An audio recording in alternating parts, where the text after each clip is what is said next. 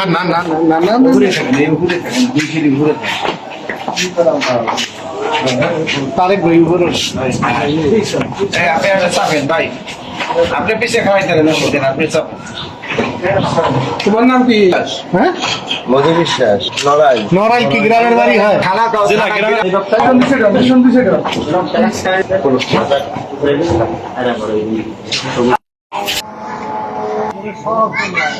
চলেন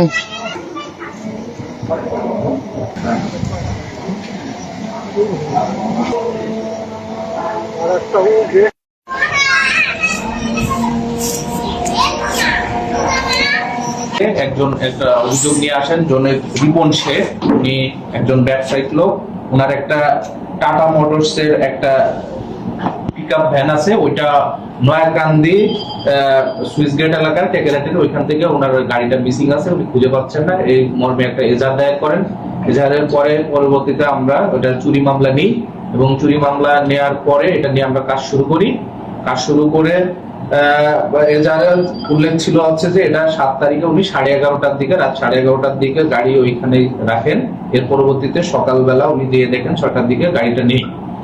পরবর্তীতে আমরা ওই রাত 11:30টা থেকে 7 তারিখ রাত 11:30টা থেকে 6টা পর্যন্ত আমরা সিসি ক্যামেরা এবং অন্যান্য প্রযুক্তিগত সহায়তা নেই টেকেরাট অঞ্চলে।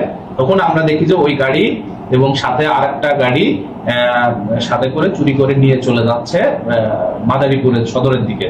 তখন আমরা সার্বিক আইন তথ্য প্রযুক্তি সহায়তায় সার্বিকভাবে আমরা গাড়িটা ট্র্যাক করতে পারি এবং গাড়িটা মাদারীপুর সদর, খাগদি, তারপরে হচ্ছে চরমুগুরিয়া, শেরপুর এদিক দিয়ে পাঁচচর পর্যন্ত পৌঁছে যায়। পাঁচচরে আমাদের ওইখানে বেইলি ব্রিজ, শিবচর এলাকায় বেইলি ব্রিজ নামক স্থানে পাঁচচরের ওইখানে গাড়িটার সর্বশেষ আমরা ট্র্যাক করতে পারি সিসি ক্যামেরা এবং অন্যান্য প্রযুক্তির মাধ্যমে। পরবর্তীতে আমরা চারপাশে সব জায়গায় খোঁজাখুঁজি করার পরে জৈনেক ফারুক মোল্লা, পিতা আব্দুল হামিদ মোল্লা, ইনার একটা গোপনীয় গ্যারেজ ছিল যেখানে গাড়ির বিভিন্ন কাটা ছেঁড়া মডিফাই অনেক কিছু করেন।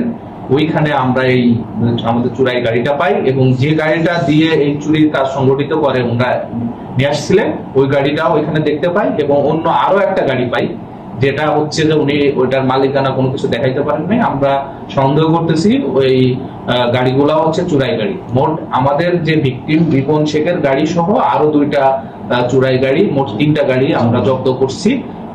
জব্দ করে আমরা এই আসামি 2জন গ্রেফতার করি। একজন হচ্ছে ওই গ্যারেজ যেখানে গোপন গ্যারেজ যেখানে এই মডিফাই করে ওইখানে মূল যে আসামি ফারুক মোল্লা ওনাকে গ্রেফতার করি। ওইখানে ওনার দেওয়ার তথ্য মতে আমরা ঢাকা অভিযান করে অন্তর বিশ্বাস, বাড়ি হচ্ছে নড়াগাতি নড়াই, এই চোরের সহযোগী ছিল, এই চুরি যারা সংগঠিত করছে ওকে আমরা ঢাকার গাবতলী থেকে গ্রেফতার করে নিয়ে আসছি।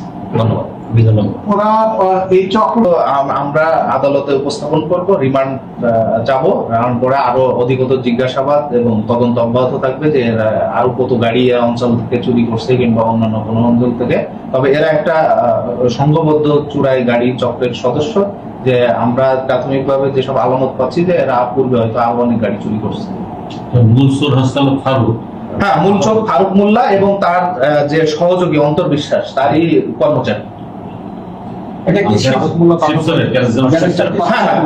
শিবচরের পাঁচচর এলাকায় বেলি ব্রিজ আছে, ওইখানে ওনার এই গাড়ির গোপনীয় বাড়ির ভিতরে গোপনীয় একটা গ্যারেজ আছে যেখানে এই বিভিন্ন গাড়ি নিয়ে এটাকে মডিফাই করে অন্য কালার দিয়ে ভিন্ন যাতে মূল মালিকটা চিনতে না পারে গাড়ি। এগুলো আপাতত গ্যারেজটা কি সিলগালা করা হয়েছে? হ্যাঁ, আমরা গ্যারেজে যে আমাদের যে এই গাড়িটা চুরি করতে যে গাড়ির সাহায্য নিয়েছিল, যে গাড়ি নিয়ে আসছিল চুরি করতে, সেই গাড়ি তো জব্দ করেছি এর সাথে। আর অন্য আরেকটা গাড়ি ওই গ্যারেজে আমরা পেয়েছি, মোট 3টা গাড়ি আমরা নিয়ে আসছি। হ্যাঁ, গ্যারেজ হচ্ছে ফারুক মোল্লা এবং অন্তর বিশ্বাস 2জনই গ্রেফতার আছে।